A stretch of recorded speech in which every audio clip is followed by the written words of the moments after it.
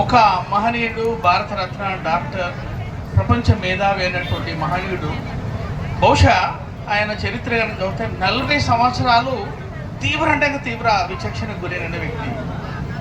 ఆయన చివరి క్షణంలో కూడా బాధపడ్డాడు. ఒకప్పుడు డొక్కలు, మన సైడ్ ఉండేది డొక్కలు అంటాం, అన్నం లేక, బొంతలు, బట్టలు లేక, అక్షరానికి ఆవిడ దూరం ఉన్నటువంటి పరిస్థితులలో ఈరోజు వేదిక పైన కూడా చాలా మహనీయులు అత్యుత్తమైనటువంటి ఒక పొజిషన్లో నాటువంటి ఒక డాక్టర్, ఒక ప్రొఫెసర్ ఉండడం కూడా ఆ మహనీయుల యొక్క అనాలిసిస్, రీసెర్చ్ అది అందరికీ తెలిసిందే. ఆయన ఇటువంటి చరిత్రను అన్నింటినీ పరిశీలించి 2 సంవత్సరాలు 11 నెలలు 18 రోజులు 6 కోట్లు వెచ్చించి ఒక రాజ్యాంగ రూపంలో, రాజ్యాంగం అనేది సింపుల్ ఫామ్లో చెప్పాలంటే సెంట్రల్ గవర్నమెంట్ ఏ విధంగా ఉండాలి, స్టేట్ గవర్నమెంట్ ఏ విధంగా ఉండాలి, సగటు వ్యక్తి బాధ్యత ఏందనేది ఇది ఒక రాజ్యాంగంలో ఆయన ఎటువంటి మార్పులు చేర్పులు అవసరం. ఒకవేళ ఆయన ఎంత హమ్ములో చూడండి, amendments was subjected to conditions, amendments జరగాలన్నా కూడా ఆయన ఒక వెసులుబాటు ఇచ్చి మనకు ఒక కానుక ఇచ్చినటువంటి మహనీయుడు. ఇది ప్రతి సంవత్సరం ఆయన ఉత్సవాలను మనం జరుపుకుంటుంటాం. కాకపోతే అన్ఫార్చునేట్గా నేను క్రిటిసిజం కాదు, మనం అదే రోజు అంబేద్కరిజం గుర్తొస్తుంది, తర్వాత కొద్దిగా వీన్ ఆఫ్ అయిపోతూ ఉంటుంది. మరి వాళ్ళు డొక్కలు కట్టుకొని, బొంతలు కట్టుకొని, బట్టలు కట్టుకొని చేసిన ఉద్యమాలు, చేసినటువంటి మహనీయులు చేసినటువంటి కార్యక్రమాలకు ఆధునికంగా మనం అంబేద్కర్ గారిని ఏమంటారంటే మోడర్న్ ఇండియన్ ఆర్కిటెక్ట్ అంటాం, మోడర్న్ ఇండియన్ ఆర్కిటెక్ట్. కానీ ఇప్పుడున్నటువంటి మన నేతలు, మన నాయకులు, మన మిత్రులు ఆయన చెప్పిన అంబేద్కరిజం ఎంతమంది పాటిస్తున్నారో మనం కొద్దిగా మనం ఆలోచించుకోవాల్సిన అవసరం ఉంది. ఆయన అన్నీ ఇచ్చేసిండు. మనం చేయాల్సింది ఏంటంటే మనకు కొన్ని బాధ్యతలు ఉండొచ్చు, అందరి వాడనేది నో డౌట్, దాంట్లో ఎటువంటి డౌట్ ఏం లేదు. మనకు ముఖ్యంగా ఆయన చెప్పింది ఏంటంటే మనకు ఒక డిసిప్లిన్ అనేది లాస్ట్గా చెప్పండి.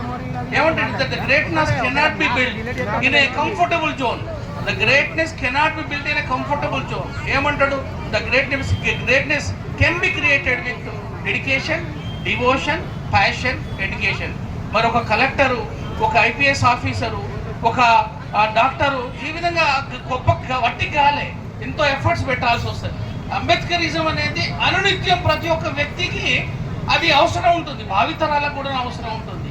సో మై డియర్ ఫ్రెండ్స్, నేను చెప్పేది ఏంటంటే చివరిగా మనం రియల్గా మనం ట్రూ అంబేద్కర్ వాదులం అయితే, అంబేద్కర్ అందరి వాడనేది మిత్రుడు చాలా చక్కగా అనాలిసిస్ చేసి చెప్పిండు, దాంట్లో డౌటే లేదు.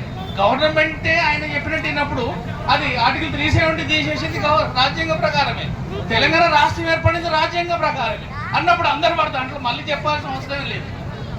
నా యొక్క సబ్మిషన్ ఏంటంటే మనకు చిన్న రాజ్యాంగం, ఒక ఫోటో అంబేద్కర్ గారిది మన ఆఫీసులలో, మన ఇళ్లలో ఉండడం అనేది నా యొక్క చిన్న సబ్మిషన్. దీన్ని ఒకవేళ ఇంప్లిమెంట్ చేస్తే పిల్లలకి ఏమైతుందో పిల్లలకు తెలుస్తలేదు, they already born in comfortable zone.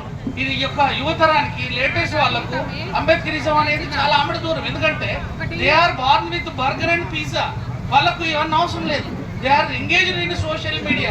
They are not. They don't want to reveal this in back history.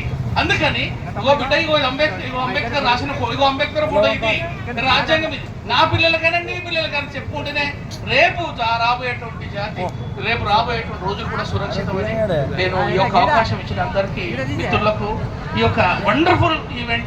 కాకపోతే చూడండి, ఇక్కడ అంబేద్కర్ ఇచ్చిన ఫలితాలు మాత్రం అందరికి కావాలి, అందరికీ కానీ ఆయన చేసినట్టు జన్మదినానికి మన జనగాళ్ళకి ఇంతమందే ఉన్నావా? సో వాస్తవంగా చెప్పాలంటే 15 ఆగస్టు కావచ్చు, 26 జనవరి కావచ్చు, ఎంత ఇంపార్టెన్స్ ఉందో అంత ఇంపార్టెన్స్ మన ఫాదర్ ఫిగర్ అంబేద్కర్ గారికి ఉంది అనేది మిత్రులారా. I hope this message will go to across the all town and it should be celebrated at the most important. మనం గౌరవించుకుందాం, మన ఆశయాలను మనం ఎప్పుడు గౌరవించుకుందాం, కలిసి ఉందాం, కలిసి అభివృద్ధి చేద్దాం. జై భీమ్. Thank you sir.